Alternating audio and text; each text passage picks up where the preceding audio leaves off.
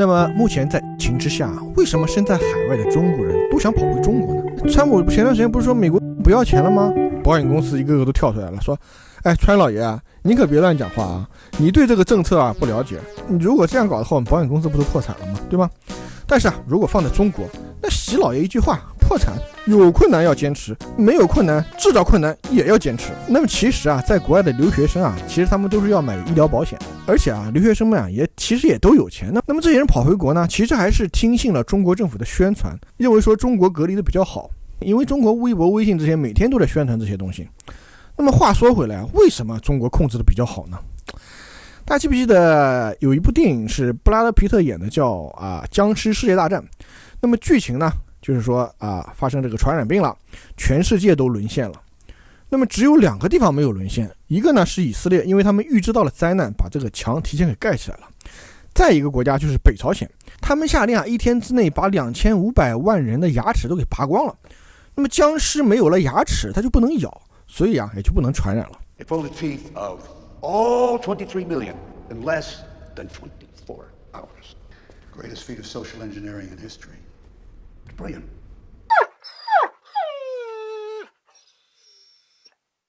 那么说到这儿我想起另一部电影叫2012，大家记不记得那个诺亚方舟是在中国建的，让外国人看到了这个雄伟的这个诺亚方舟以后，哇，感叹说这个事情也只有中国人能干呢。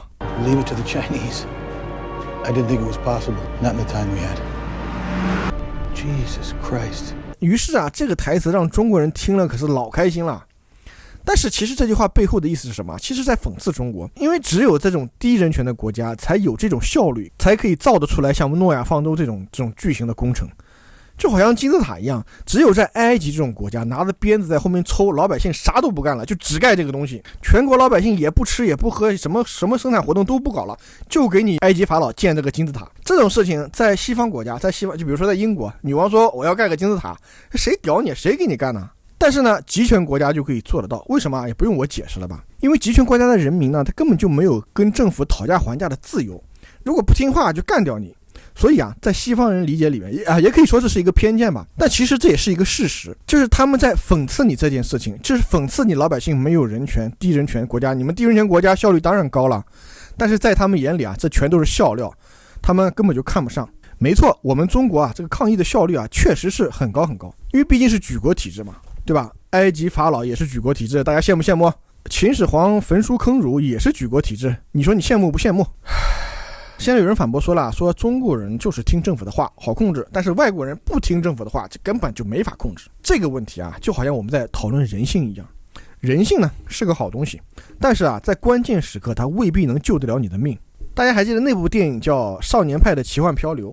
这个少年派本身他是一个素食主义者。Oh, my sons and I are vegetarians. Do you have anything? No, not one gravy. You don't want gravy? Pas de problème.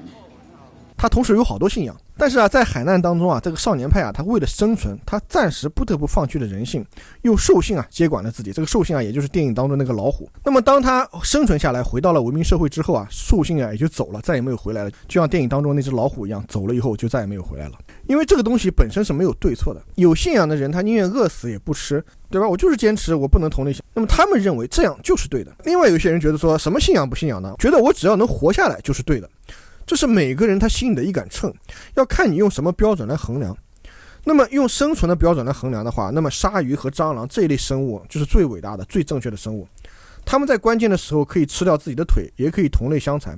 那么人之所以可以成为人，是因为人有了人性，他不会蚕食同类。那么按照生存的标准来讲呢，那谁对谁错？那就是人错了，蟑螂对了。那么如果按照人性来讲的话，宁愿饿死也不会同类相残。那相比现在的疫情呢，很多西方国家在此时此刻依然要考虑到人权，那么这本身就是一个矛盾体。那西方社会它就是这样，为了考虑更多的人权，甚至在打击犯罪上面也会牺牲很大。比如说很多人他犯罪了，但是不可以对他进行刑讯逼供而且你必须要有这个程序正义。即使知道是他做的，你没有证据也没有办法，只好释放了。那在中国呢，就不会存在这类问题。中国的这种案件的定罪率基本上可以说是100%，对吧？你进去以后你不说小黑屋里给你一关，噼里啪啦揍你一顿，你啥都说了。但是这一种刑讯逼供的证据在西方是不允许采纳当做证据的。那么他们不这么做的原因，就是在他们的价值观当中，他们不可以给政府太大的权利。如果有一天公权力要欺负老百姓怎么办啊？所以为了避免这种事情发生，那么我宁愿牺牲更多其他的方面。那么如果按照这个标准来讲，就是按照疫情有没有最高效率处理的标准来讲，那中国就是比西方厉害。那么如果你按照人性人权来衡量的话，那他们就是在嘲笑你中国。他看到你即使弄得很漂亮，他依然会嘲笑你。他看到你金字塔盖起来了，他也会嘲笑你们的人民没有自由。我们不需要金字塔，金字塔是给你法老老爷盖的，事儿吗？就是这么个事儿。那么你的价值标准如何来选择啊？这是你的自由，没有错。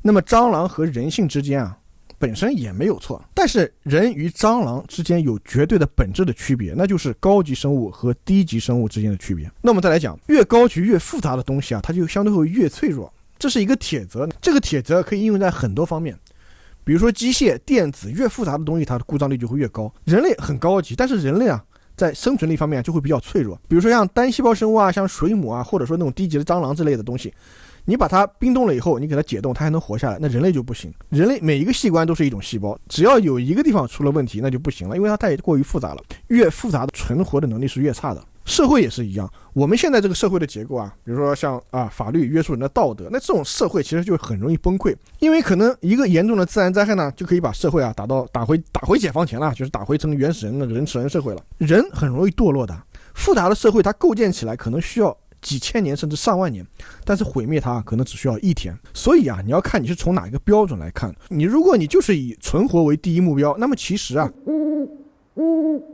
实啊，生物在孢子阶段就已经进化到极致了，因为它可以在真空当中飘荡几十万年，只要可以遇到合适它的生长的环境啊，它就可以得以繁衍。那么说到这儿插个题外话，我们人类啊，在这个地球上的任务啊已经完成了，因为我们人类啊已经有这个携带孢子啊，用火箭把孢子发射到宇宙任何一个角落的能力了，无非就是时间长短的问题。那么发射一个孢子就可以把生命传输出去了，给那个星球50亿年的时间，说不定它又可以进化出人类出来了。